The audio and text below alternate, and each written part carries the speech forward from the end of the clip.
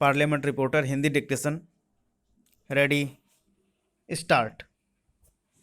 महोदय, बैंकों का राष्ट्रीयकरण हुआ तो कुछ ऐसी हवा उड़ाई गई जैसे किसी वर्ग के विरुद्ध यह काम हो रहा हो।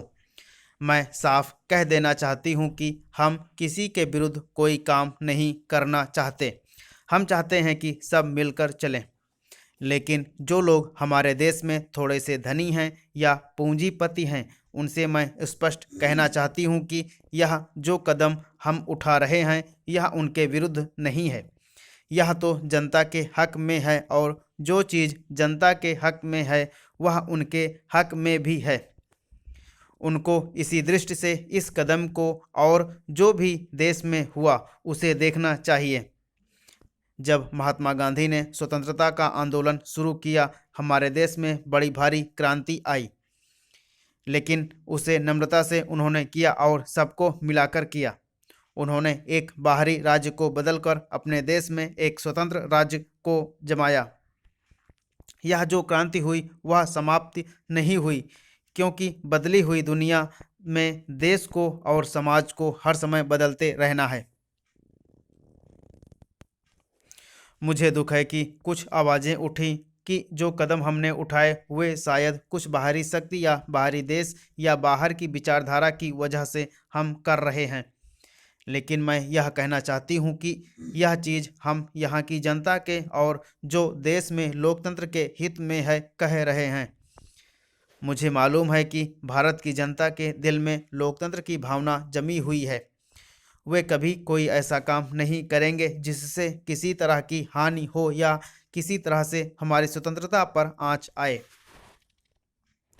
हम जिस भी रास्ते जा रहे हैं वह सही रास्ता है। भारत के इतिहास से, भारत की संस्कृति से निकला हुआ रास्ता है।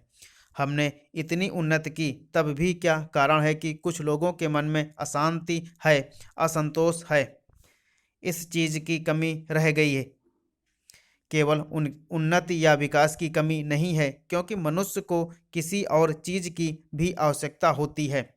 कभी कभी मनुष्य के जीवन में समय आता है जब उसके दिल में, उसके भीतर से एक क्रांति उभर कर आती है, जब वह अपनी आत्मा को और गहराई से पहचान सकता है, जब वह परिस्थितियों को और सफाई से देख सकता है। ऐसा ही समय भारत में आज आया है और एक नया दरवाज़ा खुला है। जिन लोगों को बंद में रहने की आदत हो गई थी वे उस ठंडी और ताज़ी हवा से कुछ चिंतित हुए हैं। लेकिन बहुत से ऐसे हैं जो घुटन होने से परेशान हो गए थे। उनको इस तेज़ी से सांस लेने से नई शक्ति मिलेगी और मिली है।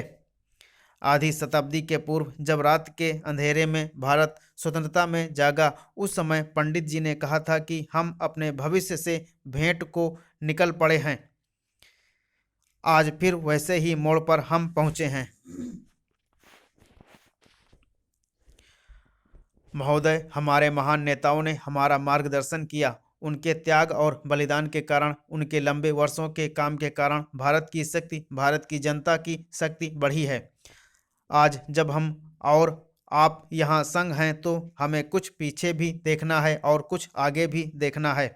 हमारा देश एक शानदार देश है, लेकिन आपको अभी बहुत दूर जाना है। और अगर हम अपने नेताओं को दिखाए हुए रास्ते पर, अपने नियमों पर डटे रहेंगे, तभी हम इस रास्ते को मजबूती से और तेज़ी से पूरा कर सकते हैं। हमें इस बात से शर्म और दुख है कि बुद्ध, अकबर और गांधी की शानदार परंपराओं के देश में अभी भी हिंसा और दंगे हों। इतने बड़े देश में यह स्वाभाविक है कि अलग अलग गुटों में मतभेद हो, लेकिन ये सब बातें बैठकर बातचीत से ठीक से हो सकती हैं। हर एक नागरिक का कर्तव्य है कि वह इसमें सहायता दे, हिंसा को फैलने ना दे, दंगे ना होने दे। आखिर इसका क्या कारण है कि थोड़े से लोग गड़बड़ फैला सकें, जबकि अधिकतर जनता शांत प्रिय है। इसी तरह हमारे अल्पसंख्यक, हमारे हरिजन और दूसरे वर्गों के लोगों पर अत्याचार हुए हैं, जाने गई हैं, देश के साधन नष्ट हुए हैं और इन सबके साथ देश की शक्ति भी कम हुई है। ये बुरी चीज़ें हैं। लेकिन कुछ ऐसी छोटी बातें भी होती हैं, जैसे आपस में संदेह फैलाना, जो अंदर ही अंदर समाज में घुटन जैसा काटने लगता है और नष्ट करता है अंदर से। इन सबसे देश कमजोर होता है। आज हम सबको निर्णय करना है कि ऐसी बातों को हम मानेंगे नहीं।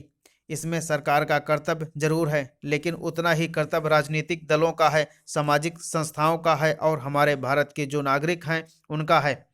इन्हीं बातों पर विचार करने के लिए राष्ट्रीय एकता परिषद का गठन हुआ और उसमें निर्णय लिए गए जिन पर ठोस कदम उठाए जा रहे हैं, और हमें आशा है कि इस संगठन के द्वारा हम शांति की एक नई भावना सारे देश में फैला सकेंगे। शांति देश के विकास की नींव है। हमने पिछले वर्षों में देश की इस नींव को पक्का किया है। हम धीरे धीरे अपने पैरों पर खड़े हो रहे हैं। सदियों का पिछड़ा हुआ गरीब देश धीरे धीरे अपना रास्ता ढूंढ रहा है, धीरे धीरे अपने पर भरोसा करना सीख रहा है। इस बार बहुत अच्छी फसल हुई है, लेकिन साथ ही देश के कुछ हिस्सों में अभी भी सूखा पड़ रहा है और कुछ हिस्सों में भयानक बाढ़ आई है। जिन्होंने इसके कारण कष्ट उठाया है उनके साथ हमारी सहानुभूति है और हम पूरी कोशिश कर रहे हैं कि उनकी किस तरह से सहायता हो। जो अच्छी फसलें हुई हैं वह कोई जादू के कारण नहीं हुई और न ही केवल इस कारण से कि वर्षा अच्छी हुई थी।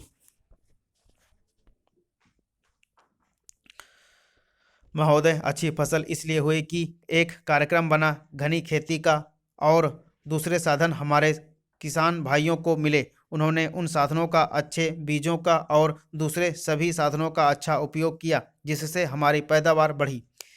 ये एक प्रकार की क्रांति है। इस क्रांति से हमारी नींव और मजबूत बनेगी और उस नींव पर हम आगे बढ़ सकेंगे, अपने उद्योग और दूसरे काम भी और तेजी से आगे बढ़ा सकेंगे। लेकिन इसके साथ साथ कुछ अन्य समस्याएं भी बढ़ी।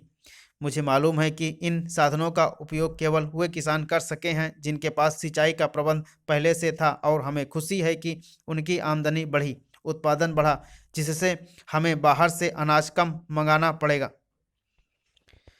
लेकिन साथ ही साथ वे किसान जिनकी संख्या देश में अधिक है, जिनके पास सिंचाई के साधन उपलब्ध नहीं हैं, इन साधनों का उपयोग नहीं कर सके, इनका लाभ उनको नहीं पहुंच सका।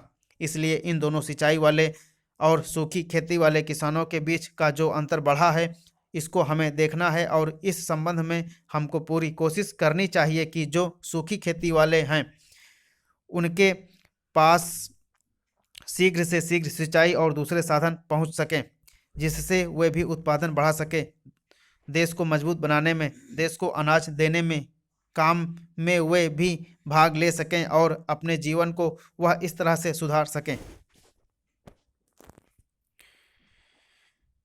खेती के उत्पादन पर हमारे उद्योग काफ़ी निर्भर हैं। खेती का उत्पादन अच्छा होने का थोड़ा प्रभाव हमारे उद्योगों पर भी आया है और हमें आशा है कि हम उस दिशा में भी आगे बढ़ेंगे।